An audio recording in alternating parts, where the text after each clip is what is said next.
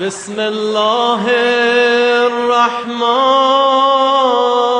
الرحيم اللهم كن لوليك الحجة ابن الحسن صلواتك عليه وعلى آبائه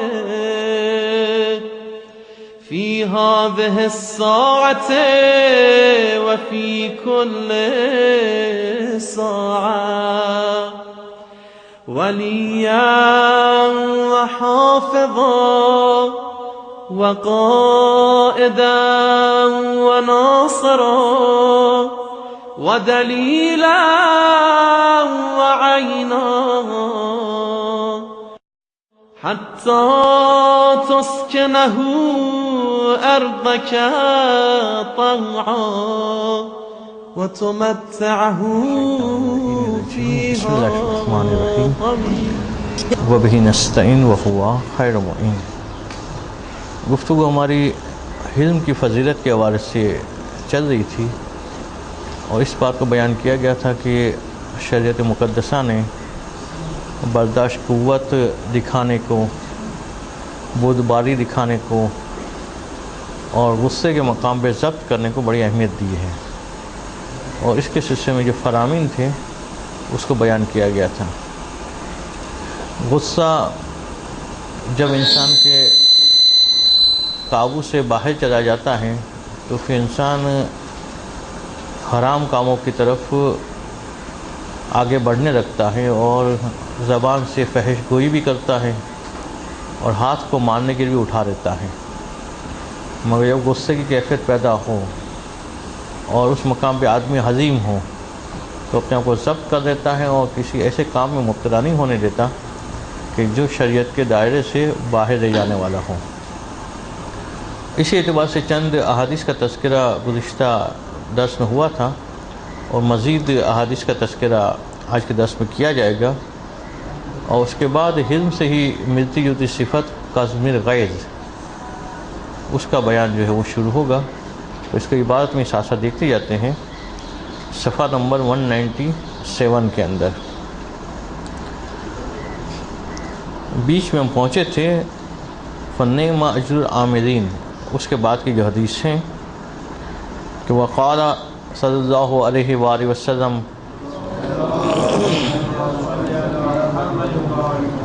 کہ اللہ کے رسول سے منسوب ایک اور حدیث کہ جس میں آپ فرماتے ہیں کہ اعز اللہ بجہل قط ولا اذل بحلم قط، کہ پروردگار عالم کسی بھی آدمی کو کبھی بھی جہالت کے ساتھ عزت نہیں دیتا ہے۔ جو جاہل ہیں تو پھر اس کو عزت نہیں ملے گی، قط تو یعنی کبھی بھی نہیں ہوگا کہ جہل ہیں اور جہل کے ساتھ اس کو عزت ملے، اور وما اذل بحلم قط، اور اگر کوئی آدمی حلم رکھتا ہے، بردباری رکھتا ہے، برداشت قوت رکھتا ہے، ضبط رکھتا ہے تو پھر پروردگار اسے کبھی ذلیل نہیں ہونے دے گا، کبھی ذلت اور رسوائی میں مبتلا ہونے نہیں دے گا۔ تو اگر انسان چاہتا ہے کہ ذلت اور رسوائی سے محفوظ رہے تو اسے اس کے لیے ضروری ہے کہ اپنے اندر حلم کی صفت کو پیدا کریں، اپنے اندر ضبط کی صفت کو پیدا کرے، اپنے اندر برداشت قوت کو پیدا کرے، اور اگر چاہتا ہے کہ پروردگار عالم کی بارگاہ میں رسوا ہو، ذلیل ہو، تو پھر حلم سے دور رہے اور جہالت کو اختیار کرے۔ یہاں پہ علم اور جہل کا مقابلہ نہیں کروایا گیا بلکہ جہل اور حلم کا مقابلہ کروایا گیا، یعنی جہالت کے ساتھ ذلت ہے اور حلم کے ساتھ عزت ہے۔ اگر حلم اور بردباری ہوگی، یعنی یہ ہو سکتا ہے کہ علم ہو، اگر حلم نہیں ہے تو ہو سکتا ہے پھر رسوا ہو جائے وہ، مگر حلیم ہوگا وہ تو پھر وہ رسوا نہیں ہوگا۔ وقال امیر المومنین علیہ الصلوۃ والسلام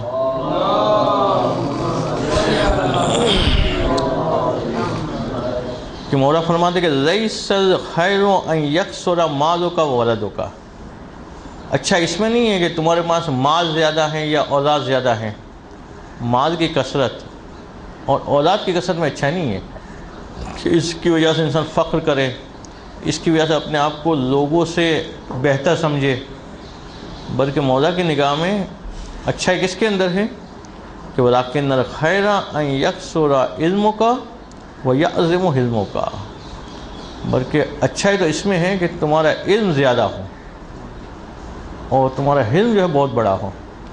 علم کی کثرت اور حلم کی بزرگی، اس کے اندر اچھائی رکھی ہوئی ہے۔ تو صاحب عزت وہ آدمی نہیں کہ جس کے پاس مال زیادہ ہے یا اولاد زیادہ ہے، بلکہ وہ آدمی ہے کہ جس کے پاس علم زیادہ ہے اور حلم زیادہ ہے۔ وقال علی بن الحسین علیہ السلام،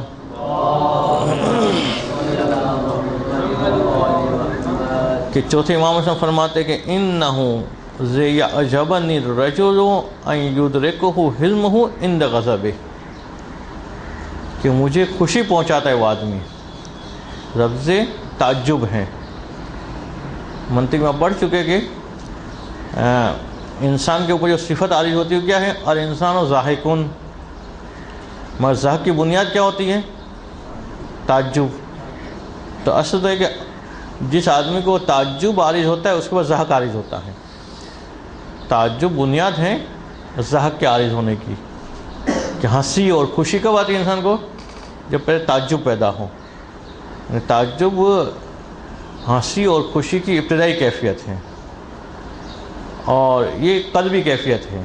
تو امام صاحب فرماتے ہیں کہ مجھے خوشی محسوس ہوتی ہے اس آدمی کے، یعنی وہ آدمی مجھے خوشی پہنچاتا ہے کہ جیسے اس کو غصہ آتا ہے حلم اس تک پہنچ جاتا ہے، اور حلم جو ہے وہ اس کے غصے کو ٹھنڈا کر دیتا ہے، اور غصے کی وجہ سے اس سے کوئی غلط کام سرزد نہیں ہوتا ہے۔ وقال الصادق علیہ الصلوۃ والسلام،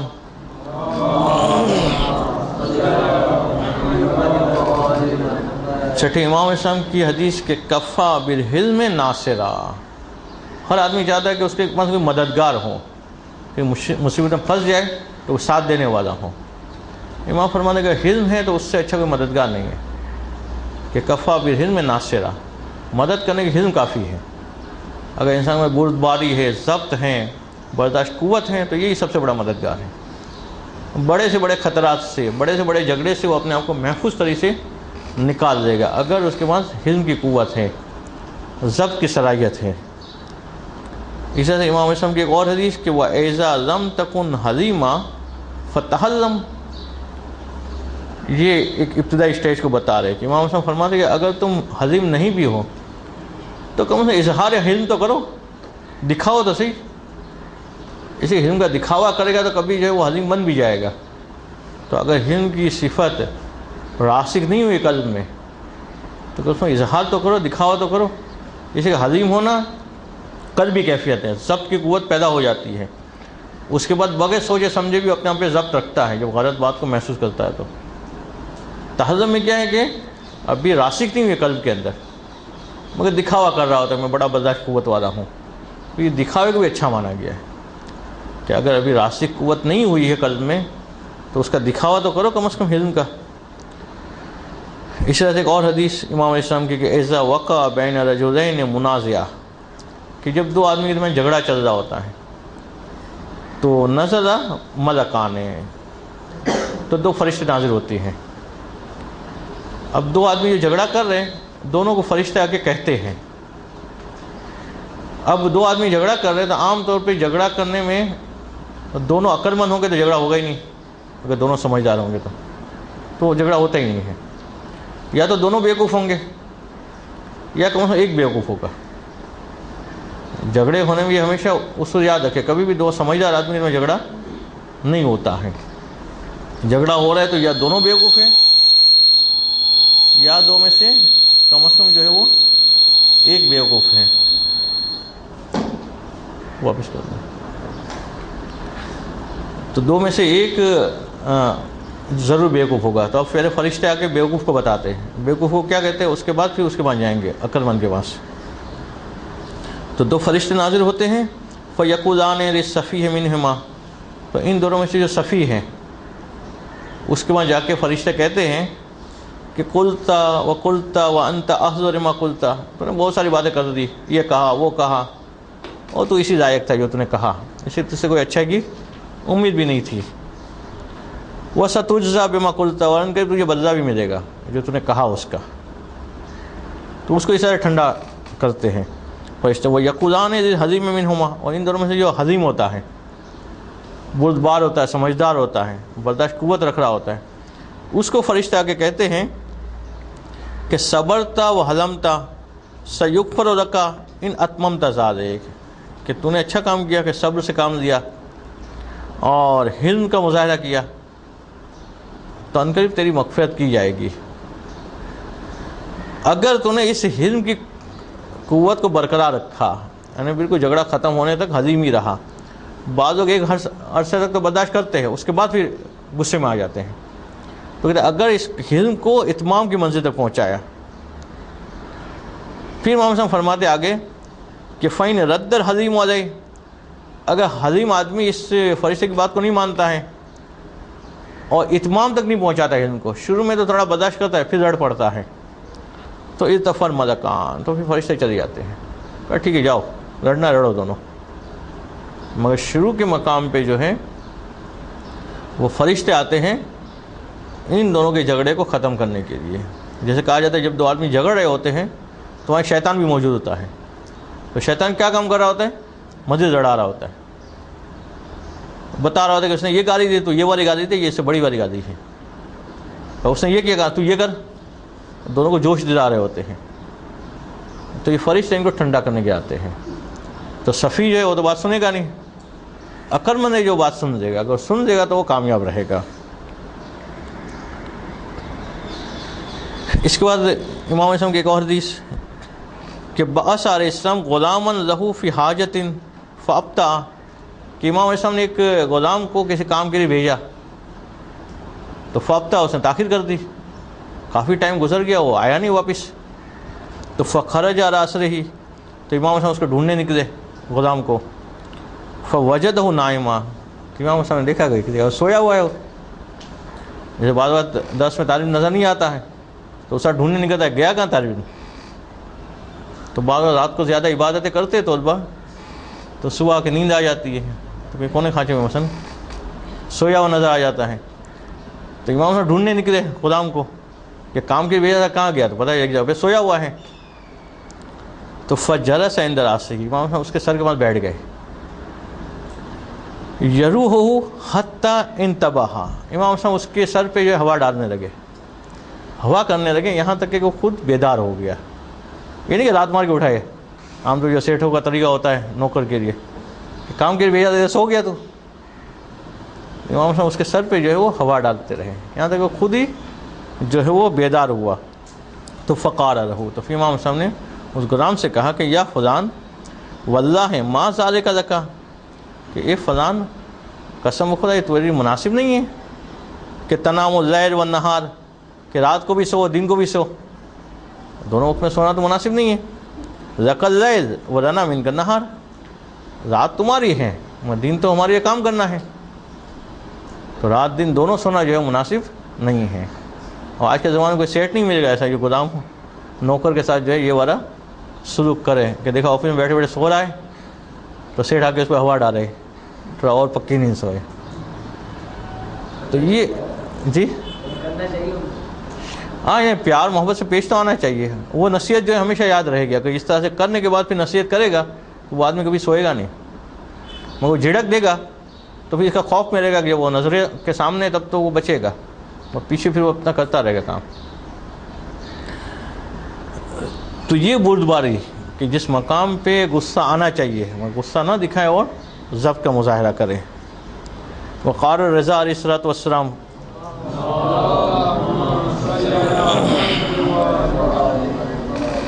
کہ امام رضا علیہ السلام فرماتے ہیں کہ لا یکون الرجل عابدا حتی یکون حلیما، کہ کوئی آدمی عابد بن ہی نہیں سکتا جب تک کہ وہ حلیم نہ ہو، برداشت قوت نہ رکھتا ہو، ضبط نہ رکھتا ہو. انہیں ایسے عبادت گزار بہت ملیں گے کہ جن کو بات بات میں غصہ آتا ہو، تو اس کا وہ حقیقی عبادت گزار نہیں ہے، حقیقی عابد نہیں ہے. یعنی عبادت کا جو پہلا زینہ یہی ہے کہ انسان اپنے اندر ضبط کی قوت کو پیدا کرے، اپنے اندر حلم پیدا کرے، اپنے اندر بردباری جو ہے وہ پیدا کرے. یہ ساری احادیث جو تھی وہ حلم کے مطابق تھی. اب اس کے بعد قزم الغیظ، غصے کو ضبط کرنا. جیسے کہ شروع میں مصنف نے بتایا تھا اور ابھی آگے بھی اس بات کو دہرا رہے ہیں کہ مصنف نے جو تعبیرات بیان کی اس کے اعتبار سے قزم الغیظ یہ صفت ابتدائی ہے اور حلم صفت ثانوی ہے، اس کے بعد کی صفت ہے. یعنی انسان سب سے پہلے مرحلے میں اپنے غصے کو ضبط کرنا شروع کرے. جب وہ غصے کو ضبط کرتے کرتے اس حد تک پہنچ جائے کہ اب یہ ملکے کی شکل اختیار کر دے، صلاحیت پیدا ہو جائے اس کے اندر، تو وہ حلیم بنتا ہے. جی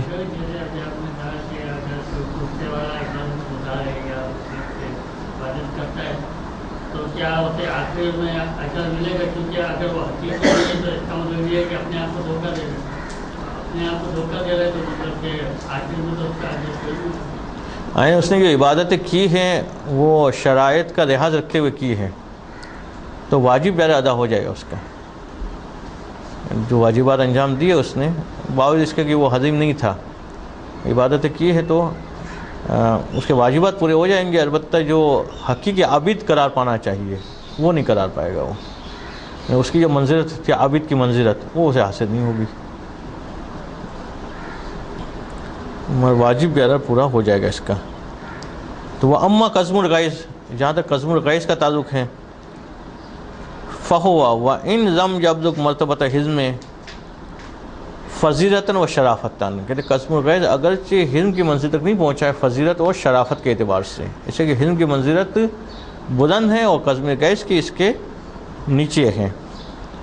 کیوں کہتے ہیں انہ التحزم، اس لیے کہ قزم الغیظ یہ حلم نہیں بلکہ تحزم ہے. تحزم کون سا صیغہ ہے؟ باب تفعول کا. معنی کیا ہوتا ہے باب تفعول میں؟ اظہار کرنے کا. یہ حلم کا اظہار ہے، ابھی حلیم بنا نہیں ہے مگر حلم کا اظہار کر رہا ہے کہ میں حلیم ہوں، میں برداشت کر سکتا ہوں. ابھی تک وہ اس منزل پہ پہنچا نہیں ہے. ای تکلف حلم، یعنی دکھا رہا ہے حلم کو، حلم کا تکلف کر رہا ہے. الا انہ اذا واظب علیہ حتی سارا معتادن تحدث بعد ذلك صفت الحزم الطبعی. اور پتہ جب یہ مواظبت کرے گا، اس کے اوپر مسلسل یہ کرتا رہے گا، اسے کہ دکھاوا انسان کب تک کر سکتا ہے؟ کرتے کرتے ایک منزل پہ آئے گا کہ واقعی وہ صفت پیدا ہو جائے گی اس کے اندر. یہ وہ والا دکھاوا ہے کہ غصے کو ضبط کرنے کا دکھاوا ہے، تو وہ آہستہ آہستہ جو ہے وہ صفت میں تبدیل ہو جائے گی. جی عام طور پر جب دو آدمی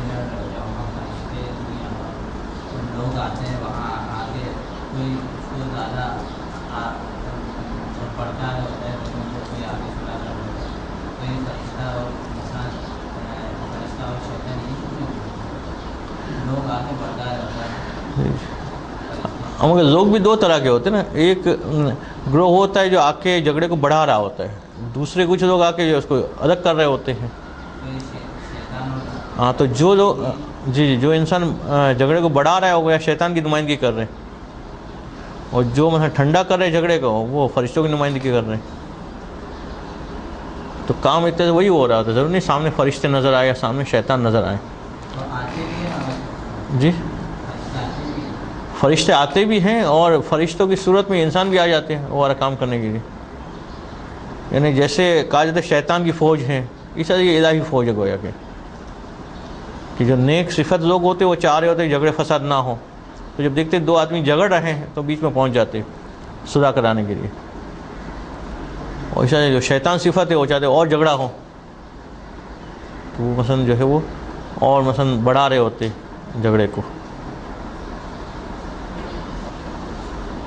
تو جب مثلا مسلسل کرتا رہے گا تو پھر یہ صفت صلاحیت اختیار کر لے گی اور پھر یہ حلیم بن جائے گا کہ بحیث لا یحجر غیظ حتی یحتاج الی قزمہ. اس لیے پھر بعد میں اس کو غصہ ایسا آئے گا ہی نہیں کہ جس کی وجہ سے اس کو ضبط کرنا پڑے، بلکہ اس کی عادت بن جائے گی ضبط کرنے کی. وَلِذَا قَالَ رسول اللہ صلی اللہ علیہ وآلہ وسلم،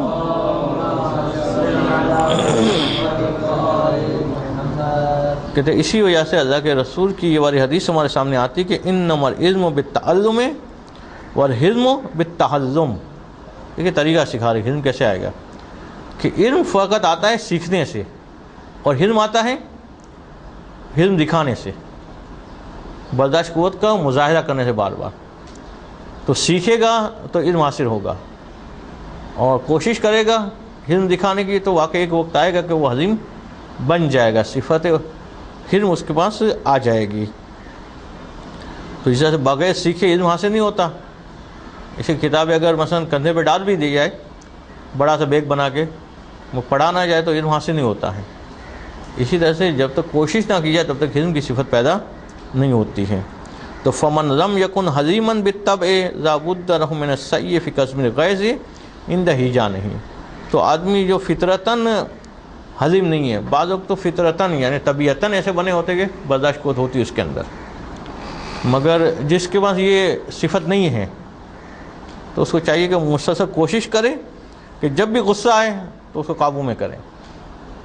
जब ये मुसलसल कोशिश करते रहेंगे तो एक ज़माना आएगा कि फिर उसके अंदर हिल्म की सिफत पैदा हो जाएगी, और फिर गुस्से के मकाम पे उसे जोश आएगा ही नहीं कि वो कोई गलत कलाम ज़बान से निकाले कि हत्ता तहस्सर लहु सिफत हिल्म में, कि यहाँ तक कि हिल्म की सिफत उसके अंदर पैदा हो जाएगी। वक़द मदह अल्लाहु सुब्हानहु काज़िमल गैज़ फ़ी मुहकम किताबिही। और परवरदिगार आलम ने अपनी किताब के अंदर, कुरान मजीद के अंदर वाज़े तौर पे जो है वो गुस्से के ज़ब्त करने की मदह फरमाई है, और तारीफ़ की है उन लोगों की जो गुस्से को ज़ब्त करते हैं। व तवातरत अखबार और शराफत ही व अज़्म अजर ही। और रिवायत भी मुतवातिर आई हुई है इस हवाले से कि एक अच्छी और बड़ी फजीलत है, और इसका अजर भी जो है बहुत बड़ा है गुस्से को ज़ब्त करने का। कि क़ाल रसूलुल्लाह सल्लल्लाहु अलैहि वसल्लम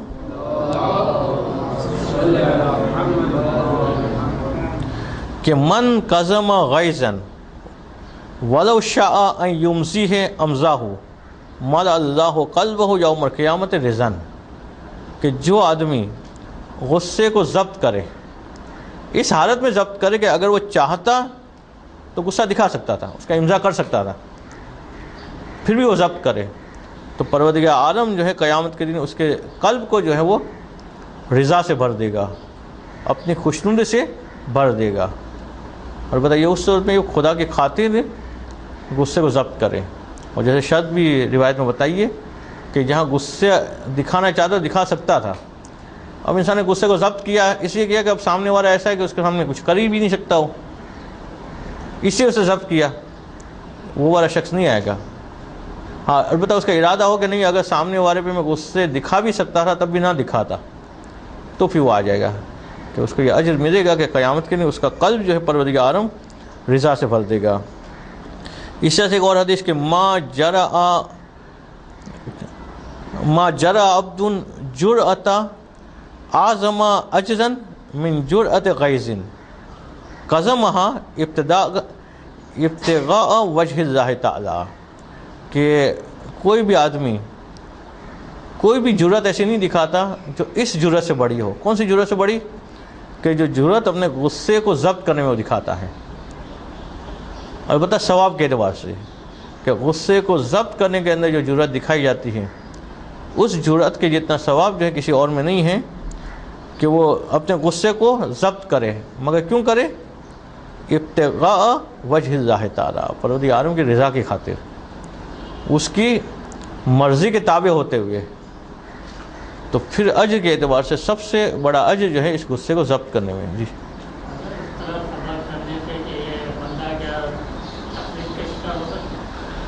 तफरीद का शिकार नहीं होगा। तफरीद तो वहाँ कहेंगे जब गुस्सा आता ही ना हो, इसको आ रहा है और बर्दाश्त कर रहा है। अगर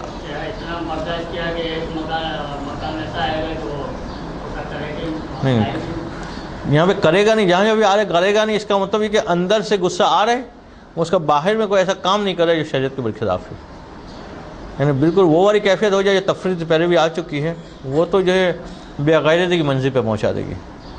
नापसंदीदा चीज़ को गुस्सा आना चाहिए। मतलब किसी ने गाली दी, उसने बुरा लगना चाहिए, नहीं लगता है तो तफरीद होगी।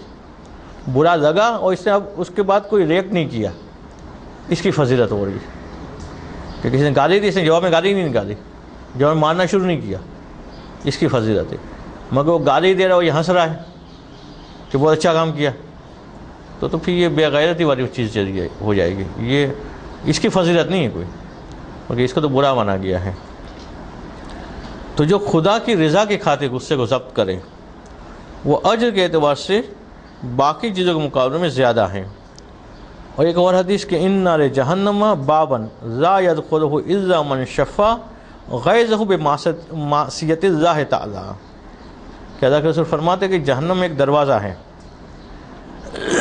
جہنم کے اس دروازے سے فقط وہ آدمی جائے گا کہ جس نے اپنے غصے کو ضبط نہیں کیا تھا، بلکہ اپنے غصے کو ٹھنڈک پہنچائی تھی خدا کی نافرمانی کر کے.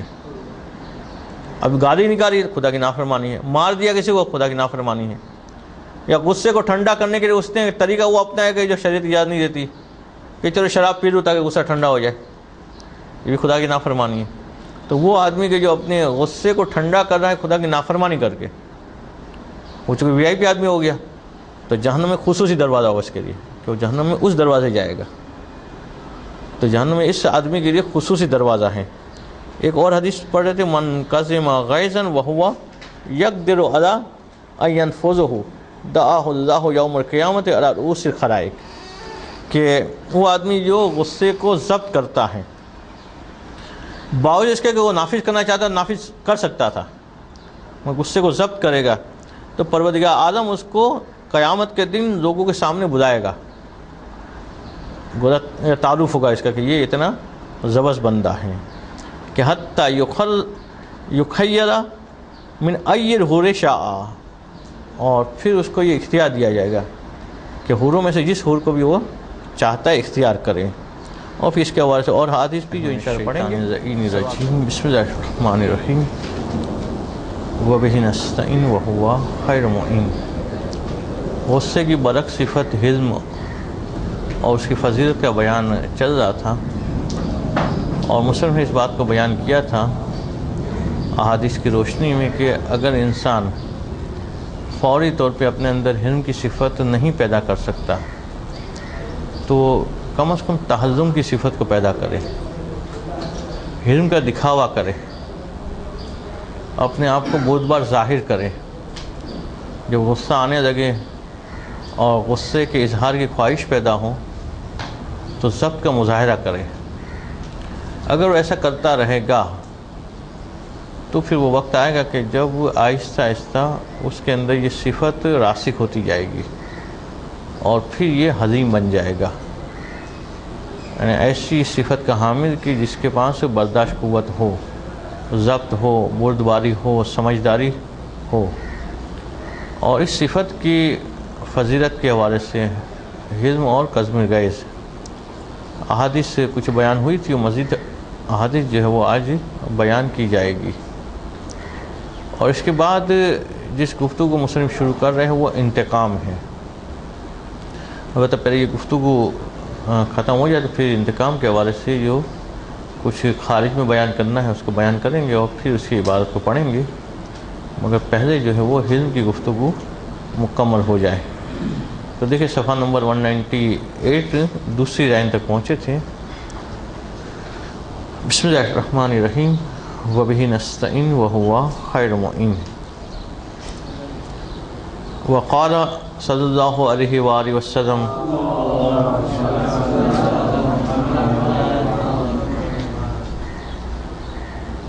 من احب السبیل الی اللہ تعالی جرأتان، کہ پروردگار عالم کی بارگاہ میں پہنچنے کے لیے سب سے پسندیدہ جو راستے ہیں اس میں دو جرأتیں ہیں کہ دو جرأتوں کا انسان مظاہرہ کرے تو پروردگار عالم کی بارگاہ میں تیزی سے پہنچ سکتا ہے، یعنی پروردگار عالم کی رضا کو جلدی حاصل کر سکتا ہے.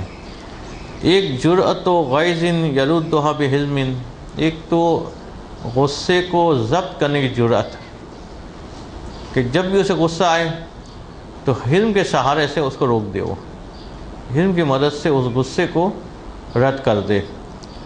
اور دوسرا جرأت و مصیبت یردھا بصبر، دوسرا مصیبتوں پہ صبر کرنے کی جرأت کہ جب بھی مصیبت آئے تو پریشان ہونے کے بجائے آئی ہوئی مصیبت کو ٹال دے صبر کے ذریعے سے. اس صبر کو بہترین علاج قرار دیا گیا ہے مصیبتوں کے لیے۔ عام طور پہ لوگ جو مصیبت آتی ہے تو ہائی ہوئی کرنے میں لگ جاتے ہیں، اور اس کی وجہ سے بعض اوقات مصیبت بڑھ جاتی ہے، مگر وہ سمجھداری کا مظاہرہ کرے، حقیقت پسند بنے، آئی ہوئی مصیبت کو قبول کرے کہ ہاں ٹھیک ہے یہ مصیبت آئی ہوئی ہے، تو اس کا علاج جو ہے بہت آسانی سے ہو جاتا ہے۔ اس مصیبت کو ہر انسان آسانی سے کر سکتا ہے، چونکہ ابھی صبر کا موضوع نہیں، ابھی حلم کا موضوع ہے۔ تو جرأت حلم کہ جہاں پہ وہ غصے کو ضبط کر سکتا ہو، تو یہ انسان اللہ کی بارگاہ میں محبوب جو ہے وہ جلدی سے بن سکتا ہے۔ وقار سید الساجدین علیہ الصلاۃ والسلام،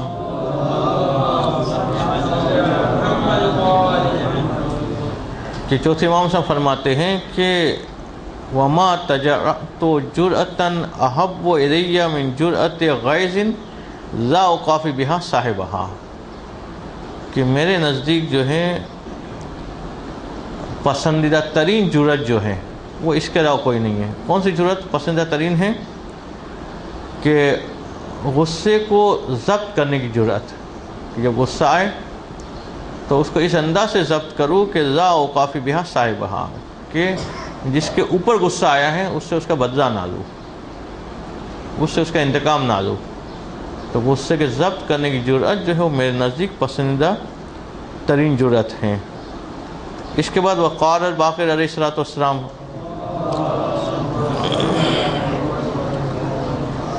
پانچ امام اسلام کی حدیث کہ من کظم غیظا وهو یقدر علی امضائه حشى اللہ تعالی قلبہ امنا و ایمانا یوم القیامہ، کہ جو آدمی غصے کو ضبط کرے باوجود اس کے کہ اس کو امضا کرنے پہ قادر تھا، چاہتا تو اپنے غصے کے مطابق کام کر سکتا تھا، جس کے وہ غصہ آیا اس سے انتقام لے سکتا تھا، مگر وہ انتقام نہ لے اور غصے کو ضبط کر لے۔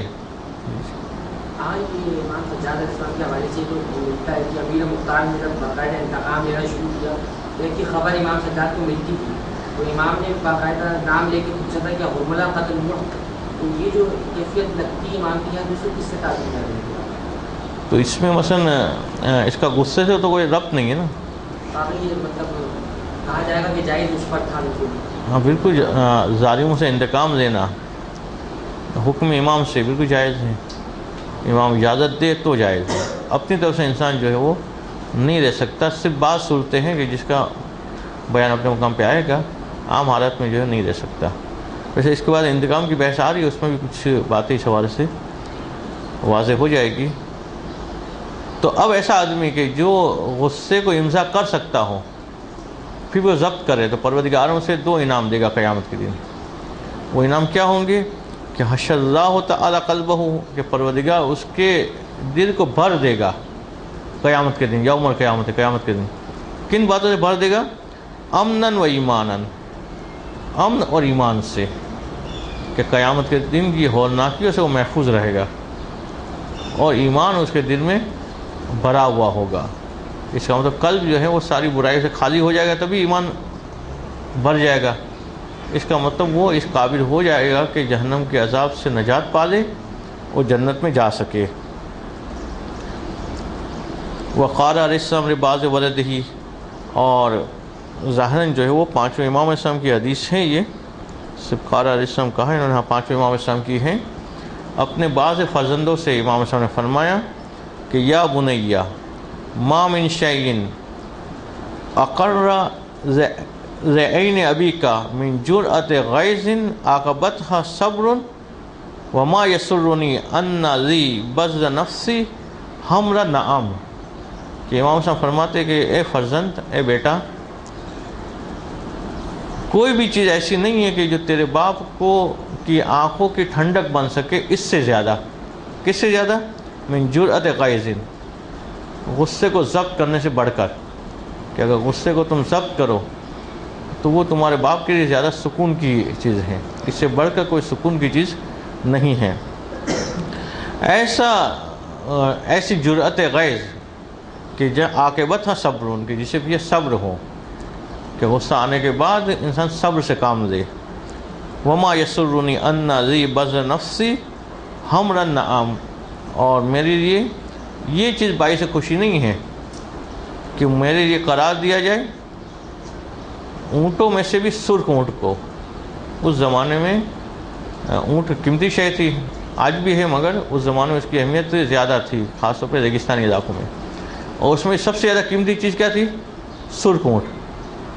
سرخ اونٹ کا مطلب ہے کہ آج کل کے کسی کے پاس مرسڈیز ہو، بڑی قیمتی گاڑی، وہ مانا جاتا تھا اس زمانے میں۔ کہتے اس سے زیادہ پسندیدہ چیز میرے لیے یہ ہے کہ میرا بیٹا جو ہے اپنے غصے کو ضبط کرے، یہ جو ہے میری آنکھوں کو ٹھنڈک پہنچانے والی شے ہیں۔ وقال صادق علیہ الصلوۃ والسلام،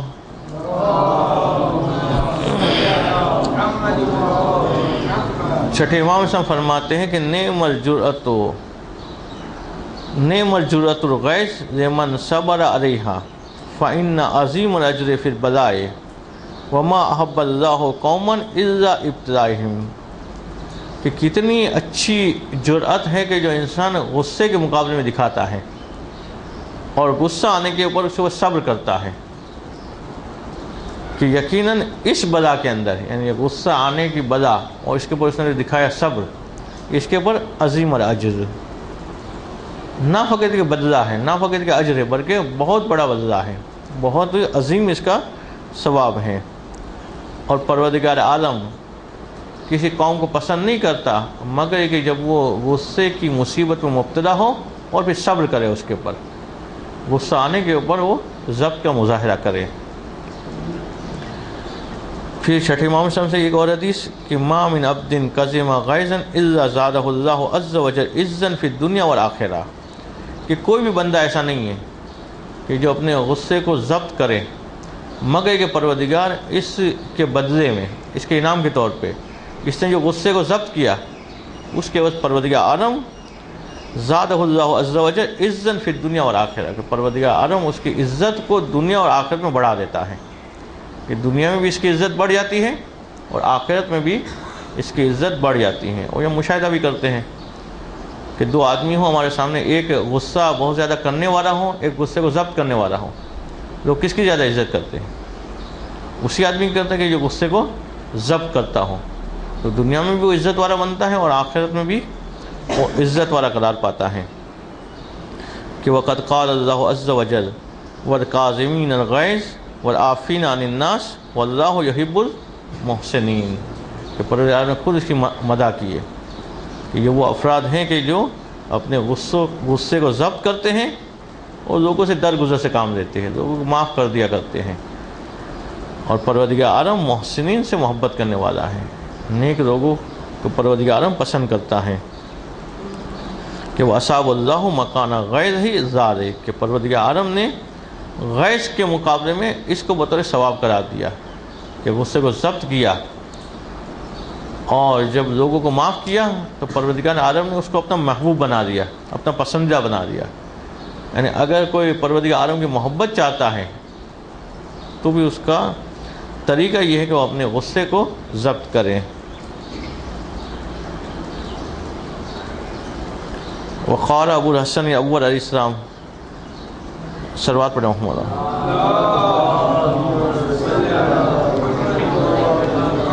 ابو الحسن اول سے مراد ساتویں امام علیہ السلام،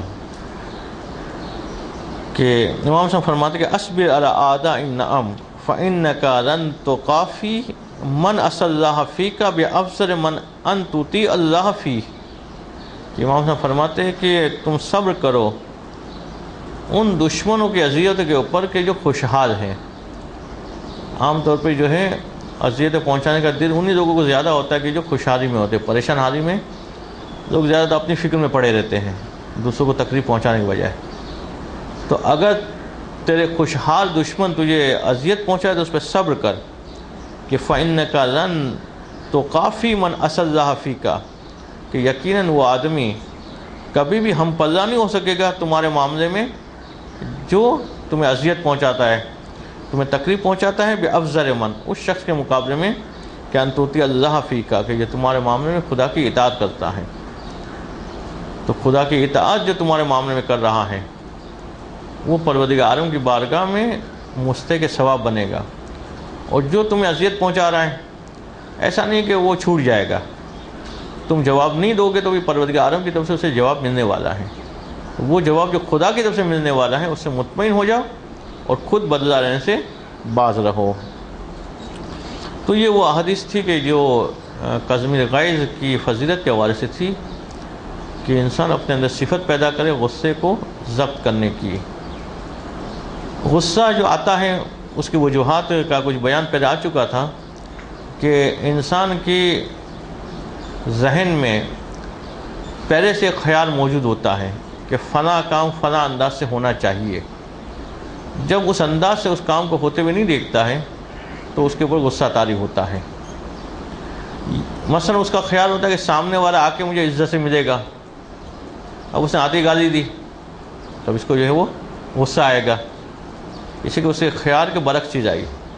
اب اس کے اندر ایک جذبہ پیدا ہوتا ہے، وہ جذبہ ہے انتقام کا۔ انتقام کے حوالے سے عرف عام میں جو مشہور ہے وہ کیا ہے کہ بھائی اسلام تو انتقام لینے کی اجازت دیتا ہے، آنکھ کے بدلے آنکھ ہے، کان کے بدلے کان ہے، زبان کے بدلے زبان ہے، ہاتھ کے بدلے ہاتھ ہے، تو اس کا مطلب یہ نہیں کہ گالی کے بدلے گالی ہے۔ انتقام کہاں لینا ہے، کہاں نہیں لینا ہے، کہاں لینا ہے تو کس طرح سے لینا ہے، یہ بھی شریعت سے پوچھا جائے گا۔ تو بعض چیزیں تو ایسی ہے کہ جہاں پہ شریعت نے قطعاً اجازت نہیں دی ہے کہ اسی انداز سے انتقام لیا جائے جس انداز سے سامنے والے نے سلوک کیا ہے، کہ مثلا کسی نے ہمیں گالی دی تو ہم کہ انتقام کے طور پر ہم اس کو گالی دے، ہو نہیں سکتا۔ کسی نے ہم سے فحش گوئی کی تو ہم کہ ہم جو ہے اس کے ساتھ بھی فحش گوئی کرے، نہیں کر سکتے انتقام لینا۔ کسی نے ہمارے بچے کو مارا تو ہم اس کے بچے کو پکڑ کے مارے، نہیں ہو سکتا یہ انتقام۔ یہ انتقام کے طریقے تو گنجائش ہی نہیں ہے، جائز ہی نہیں ہے۔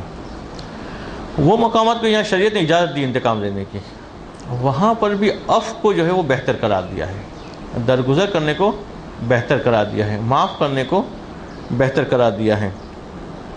تو آج کی پوری گفتگو تو انتقام کے حوالے سے نہیں آ سکے گی۔ شروع کی گفتگو کا تعلق انتقام کی اس قسم سے ہے کہ جہاں پہ اصلاً انتقام لینے کی شریعت نے اجازت ہی نہیں دی ہے، اور اس میں پھر مصنف بعض طریقہ بتا رہے کہ اگر کبھی مثلا سامنے والا آدمی جو ہے وہ گالی سے بازی نہیں آ رہا ہے تو اس کے جواب میں آپ کو کچھ کہنا ہو تو وہ جملے کیا کیا ہو سکتے بولنے کے کہ جس کے اندر گالی کا پہلو بھی نہیں آئے گا اور آپ کا جو انتقام لینے کی خواہش ہے وہ بھی پوری ہو جائے گی، کہ وہ جواب میں جو ہے اس کو کیا جملے کہے جا سکتے ہیں، وہ جملے بیان کریں گے۔ پھر دیکھتے عبارت کو، اور انتقام بمثل ما فعل به، یعنی وہی والا کام کرنا جو سامنے والے نے کیا ہے، یہ انتقام وہی مشہور معنی ہے، اردو میں بھی یہی معنی دیا جاتا ہے اور عام طور پہ یہ معنی سب کو معلوم ہے۔ او بأزید منہ، یا بعض لوگ معنی کرتے ہیں کہ اس سے زیادہ دینا، جیسے لوگ کہتے ہیں اینٹ کا جواب پتھر سے دینا ہے، تو اینٹ کا جواب اینٹ سے تو انتقام ہوا، بات کہتے ہیں انتقام تو اس وقت ہوگا کہ زیادہ ماریں گے، جیسے ایک تھپڑ مارے ہم 2 مارتے تو انتقام ہوا۔ کہتے وَإِن كَانَ مُحَرَّمًا مَمْنُوعًا مِنَ الشَّرِيعَةِ، اگرچہ یہ حرام ہے اور شریعت کی جانب سے ممنوع ہے۔ وَهُوَ مِن نَتَائِجِ غَضَبِ، اور یہ پیدا کیوں ہوتا ہے جذبہ؟ قوت غضبیہ کا نتیجہ ہے۔ غضب جب بیدار ہوتا ہے تو انسان کے اندر انتقام کی خواہش پیدا ہوتی ہے، مگر ایسا نہیں کہ اِذْ كُلُّ انتقام لَيْسَ جَائِزًا، کہ ہر انتقام جائز نہیں ہے، بعض انتقام جائز ہیں تفصیلات آئے گی مگر بعض انتقام جائز نہیں ہیں۔ تو فلا یجوز مقابلۃ الغیبۃ بالغیبہ والفحش بالفحش والبہتان بالبہتان والسعایۃ الی الظلمۃ بمثلہا، تو یہ جائز نہیں کہ کوئی ہماری غیبت کرتا ہے تو ہم اس کی غیبت کریں گے، کہ انتقام کی خاطر غیبت کر رہے ہیں، جائز نہیں ہے، یا غیبت کا انتقام غیبت سے دیا جائے۔ والفحش بالفحش، یا کسی نے کوئی فحش گوئی کی، مثلا گالی دی گندی، تو ہم نے بھی جواب میں نعوذ باللہ گندی گالی دے دی، نہیں ہو سکتا یہ۔ والبہتان بالبہتان، کسی نے ہم پہ الزام لگایا تو ہم اس پہ الزام لگا دیں، جیسے عام طور پہ لوگوں کا طریقہ ہوتا ہے کہ کسی نے کوئی غلط الزام لگایا تو اس کے بارے میں 2 اور باتیں بڑھا کے بتا دے کہ وہ ایسا کرتا ہے، تو بہتان کا جواب بھی بہتان سے نہیں دیا جا سکتا۔ والسعایۃ الی الظلمۃ بمثلہا، کہ اگر کوئی ظلم کی طرف کوشش کر رہا ہے ظلم کرنے کی تو ہم بھی جو ہے اس کو ظلمت میں دھکیلنے کی کوشش کرے. ظلمت بے معنی تاریکی بھی رہ سکتے, ظلمت بے معنی ظلم جو عمومی معنی وہ بھی رہ سکتے ہیں. کہ کوئی گمراہ کرنے کی کوشش کرے تو ہم اس کو گمراہ کرنے کی کوشش کریں. کسی سے ہم نے ایک دفعہ پوچھا کہ فلاں راستہ کدھر جاتا ہے, اس نے الٹا بتا دیا تھا. ہم نے کہا اچھا باری آئے اس کی, جب وہ ہمیں راستہ پوچھے گا ہم بھی الٹا ہی بتا دیں گے اس کو, کہ جیسا اس نے کیا تھا ویسا ہی کرنا.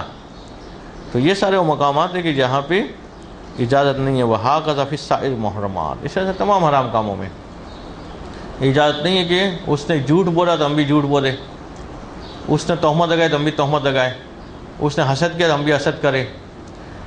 تمام حرام کاموں میں اس طرح سے بدلہ لینا یہ جائز نہیں ہے. قال سید الرسول صلی اللہ علیہ وآلہ وسلم,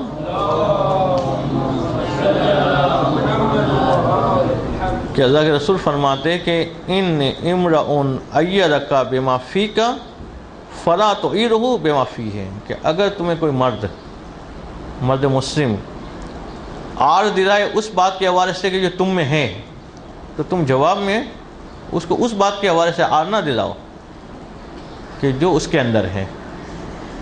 مثلا کوئی عیب ہے موجود ہم میں انسان میں, وہ کہتے ہیں تو تو رنگڑا ہے, تو اس کے جواب میں نہ کہے کہ تو تو نابینا ہے. اس کے عیب کو دکھا کے اس کو جو ہے وہ آر نہ دلائی جائے. اگر کوئی ہمیں کسی عیب کو دکھا کے آر دلاتا ہے, تو چاہے یہ جسمانی عیب ہو, چاہے اخلاقی عیب ہو, چاہے کسی خاندانی عیب ہو, چاہے کوئی سا بھی عیب ہو, یعنی انتقام اس انداز سے نہ لیا جائے. وقال, اور پھر آگے حدیث آتی ہے دوسری حدیث کہ المتصابان شیطانان یتہاتران, کہ دو آدمی جو ایک دوسرے کو گالیاں دے رہے ہوں, یہ دونوں شیطان ہیں, اور دونوں ہی جو ہیں وہ جاہل اور حماقت کرنے والے ہیں. وہ ایک دوسرے کے اوپر گواہی قائم کر رہے ہیں. یعنی یہ گالی دے کے بتا رہا ہے کہ میں جو ہے وہ بیوقوف ہوں, وہ گالی دے کے بتا رہا ہے میں بیوقوف ہوں. وہ دونوں ایک دوسرے کو گالی دے کے ایک دوسرے کے لیے گواہی قائم کر رہے ہیں کہ دونوں ہی گالی دینے والے دونوں شیطان ہیں, اور دونوں آپس میں ایک دوسرے کی حماقت اور جہالت کا اظہار کرنے والے ہیں. تو اب شیطان ڈھونڈنے جانا ہو تو کہیں دور جانے کی ضرورت نہیں. یہاں پہ بھی دیکھے کہ دو آدمی ایک دوسرے کو گالیاں دے رہے, اس کا مطلب دو شیطان آپس میں ایک دوسرے کو گالیاں دے رہے ہیں. وقد ورد ان رجلا شتم فلان, کہ یقین وارد ہوا کہ ایک شخص جو ہے ایک آدمی کو گالیاں دے رہا تھا, برا بھلا کہہ رہا تھا بے حضرت نبی صلی اللہ علیہ وآلہ وسلم.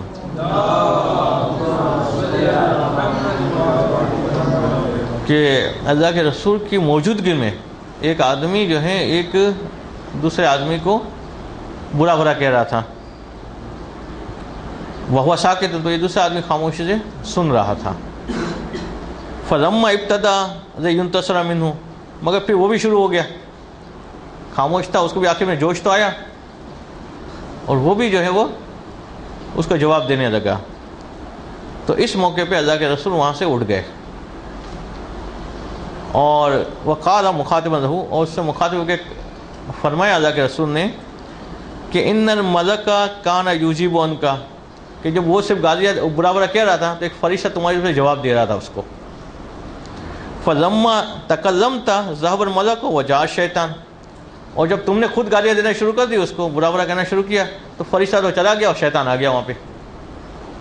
تو فلم اکن اجلس فی مجلس فیہ شیطان, تو میری مناسب نہیں کہ میں وہاں پہ بیٹھوں یہاں شیطان بھی موجود ہوں, اور اللہ کے رسول یہاں سے چل دیے. تو اگر انسان خود انتقام نہیں دیتا ہے تو پروردگار انتقام کا بندوبست کرتا ہے, خود ہی شروع ہو جاتا ہے. تو فرشتہ چلا جاتا ہے اور شیطان آ کے پھر مدد کر کے, اور شیطان کی مدد تو واضح ہے کہ وہ مدد بھی اپنے مطلب کی کروائے گا, اور شیطان کا مطلب کیا ہے کہ اس آدمی کو گمراہ کرنا ہے. تو اس سے زبان سے ہر قسم کی بات نکالے گا, تہمات بھی ہوگی جس میں جھوٹ بھی شامل ہوگا, اور فحش گوئی بھی ہوگی. جی, پہلے جو گالی دے رہا تھا تو اس کی گالی کے دوران شیطان تھے, اس کی طرف سے شیطان تھا, ٹھیک ہے, مگر یہ والا خاموش تھا, تو ابھی گنجائش تھی کہ مثلا معاملہ ختم ہو جائے. مگر جب یہ بھی شروع ہو گیا تب گنجائش ختم ہو گئی معاملہ ختم ہونے کی. تو یہاں پہ شیطان کی قوت کمزور تھی. عام طور پہ ایک آدمی اگر دوسرے کو چھیڑ رہا ہو مگر دوسرا خاموش رہے تو معاملہ آگے بڑھتا نہیں ہے. جیسے دو آدمیوں کے درمیان جھگڑے ہو یا گھروں میں جو جھگڑے ہوتے ہیں میاں بیوی کے درمیان، دو میں سے ایک خاموش ہو جائے تو بات آگے نہیں بڑھتی. مگر ایک جملہ بولے دوسرا دو بولے پھر سامنے 3 جملے اور پھر بات بڑھتی جاتی ہے. تو یہاں پہ بھی ایک خاموش رہتا تو پھر بات آگے نہ بڑھتی.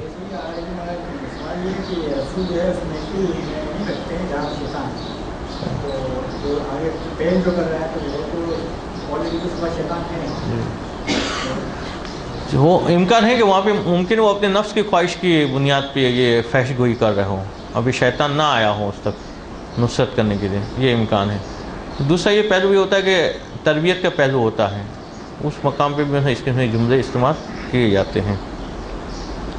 تو فَكُلُّ فعل او قول يصدر من شخص بالنسبة الى غیرہ ظلما، تو ہر کام اور ہر بات جو انسان کسی شخص کے حوالے سے کہتا ہے اور وہ نامناسب ہو تو یہ ظلم شمار ہوتا ہے.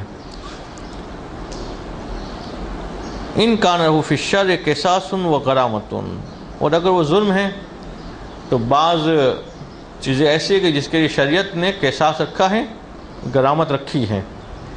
مگر اگر کسی نے کسی کے بیٹے کو قتل کر دیا ہے تو شریعت نے باپ کو حق دیا ہے قصاص کا، یا کسی نے کسی کے باپ کو قتل کر دیا ہے تو بیٹے کو حق ہے قصاص کا. البتہ اس کی تفصیلات جاننے کے بعد ہی انسان اس پہ کوئی اقدام کر سکتا ہے. اور بعض مقامات پہ غرامت کا ہے کہ کسی نے چیز میں دھوکہ دیا تو غرامت ہوگی کہ جتنا دھوکہ دیا، مثلا 500 کی چیز مانگی تھی 400 کی دے دی تو 100 روپے کا اس سے جو ہے وصول کرنے کا اس کو حق حاصل ہے. یہ بات چیزیں کہ یہاں پہ شریعت نے اجازت دی ہے، وہاں کی حد تک تو حرج نہیں ہے. تو فیجب ان لا یتعدی عنہ، تو واجب ہے کہ اس سے تعدی نہ کی جائے کہ مثلا اس نے جو ہے 100 روپے کا نقصان بھائی ہم 200 کا پہنچا کے آ جائے، وہ نہیں کر سکتے. جو 100 کا پہنچا ہے اس کو وصول کر سکتے ہیں، اس سے آگے نقصان کی گنجائش نہیں ہوتی ہے.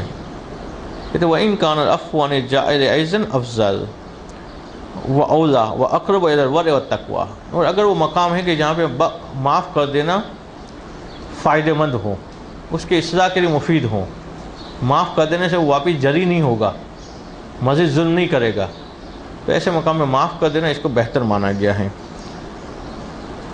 وَإِن لَمْ يَرِدْ لَهُ بِخُصُوصِهِ مِنَ الشَّرِّ حکومت معینۃ، اور اگر اس مقام کے لیے کوئی خاص حکم نہ آیا ہو شریعت کی طرف سے تو وہاں پہ ہم انتقام نہیں لے سکتے کہ غازی کا جواب غازی سے دے، بلکہ وہاں صبر ہی کرنا پڑے گا کہ وجب ان یقتصر فی انتقام وما یحصل بہ التشفی علی ما لیس فیہ حرمۃ ولا کذب، تو واجب ہے کہ انتقام سے رکا جائے.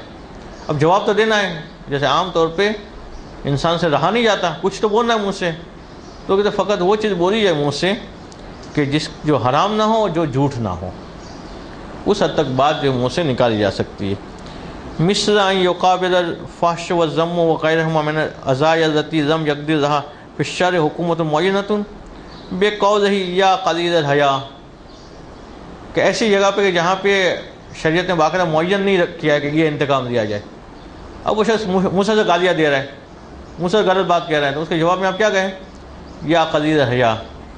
جیسے لوگ کہتے ہیں ہم اے بے شرم، یا مثلا کم شرم والے، یا سیء الخلق، یہ برے اخلاق والے، یہ جواب دے سکتے ہیں اس کو. تو کہیں گے مثلا جو ہے وہ جس کو کہیں گے شریفوں کی گالیاں، کہ وہ کہے گا اے برے اخلاق والے، اے کم شرم والے، یا صفیق الوجہ، اے منہ پھرے کہہ سکتے اس میں، ٹھیک ہے. وہ منہ تو گھماتا رہتا ہے انسان، کہ اے منہ پھرے، جی بد زبان ہے ایسا لوگ کہ جس جی عربی نہیں ہے، اردو میں دینا اس کا ترجمہ کر کے.